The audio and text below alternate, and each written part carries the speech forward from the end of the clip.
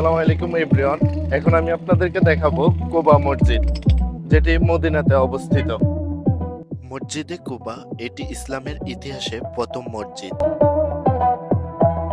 এই মসজিদে 2 রাকাত নামাজ পড়লে একটি উমরা সওয়াব পাওয়া যায়।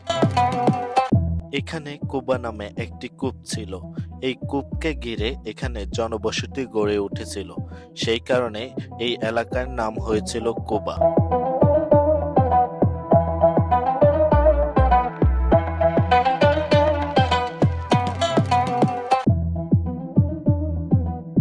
এই মসজিদটি বিশাল বড় একটি মসজিদ।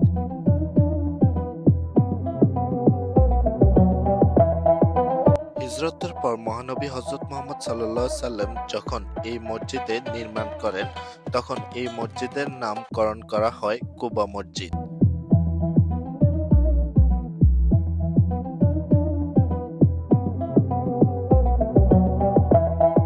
সেই সময় এই মসজিদের জায়গাটি ছিল হযরত কুলসুম ইবনু হিদুম রাদিয়াল্লাহু তাআলার খেজুর শুকানোর পতিত জমি।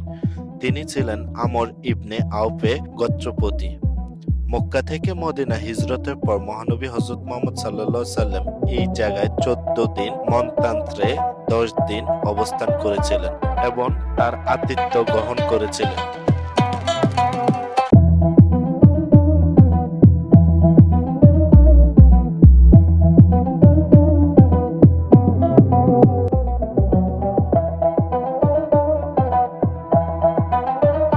ইতিহাসবিদরা বলেন, মসজিদটি বানানোর সময় হযরত মুহাম্মদ সাল্লাল্লাহু আলাইহি সাল্লাম কিবলার দিকে প্রথম পাথরটি নিজ হাতে স্থাপন করেন। এইভাবেই শুরু হয়েছিল কুবা মসজিদের স্থাপনা। দুনিয়াতে যত মসজিদ রয়েছে তার মধ্যে মসজিদে কুবা চতুর্থ স্থানে আছে।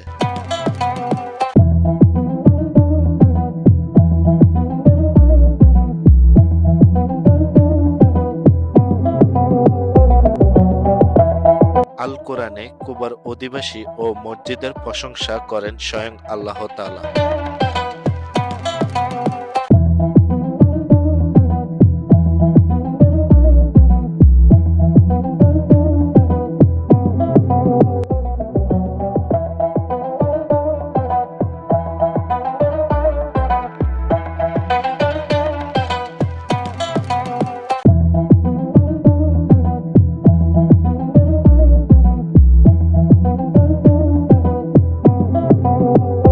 মসজিদে কুবার ভিতরে মক্কা থেকে নিয়ে আসা জমজমের পানির সুব্যবস্থা করা হয়েছে। মুসল্লিরা যখন এই মসজিদের ভিতরে আসবেন, পিপাসা লাগলে তারা যেন জমজমের পানি খেতে পারেন তার জন্য সুব্যবস্থা করা হয়েছে। মসজিদে কুবা শুরু থেকে এখন পর্যন্ত কয়েক ধাপে সংস্কার এবং পুনর্নির্মাণ করা হয়।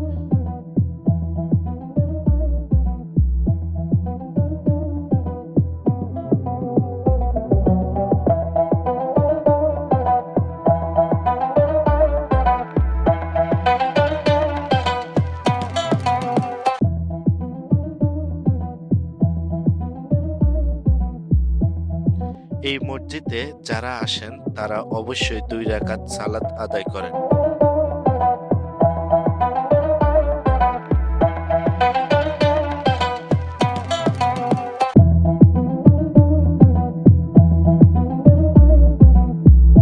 এই মসজিদে ঢোকার সাথে সাথে আপনার মন প্রাণ খুবই শান্ত হয়ে যাবে।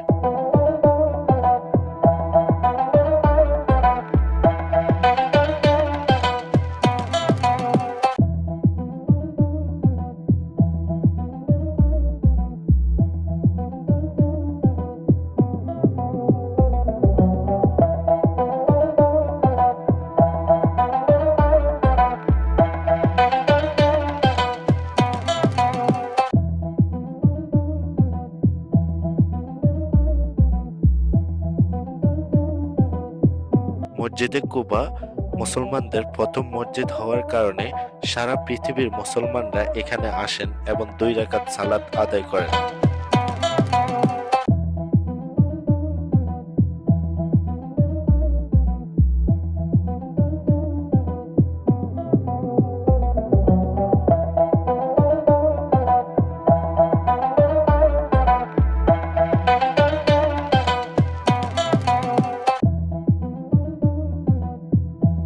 মহানবী হযরত মুহাম্মদ সাল্লাল্লাহু আলাইহি সাল্লামের পরে ইসলামের তৃতীয় খলিফা হযরত উসমান রাদিয়াল্লাহু তাআলা তার খেলাফার সময় সংস্কার এবং পুনর্নির্মাণ করেন। এরপর বিভিন্ন সময় সংস্কার এবং পুনর্নির্মাণও করা হয়।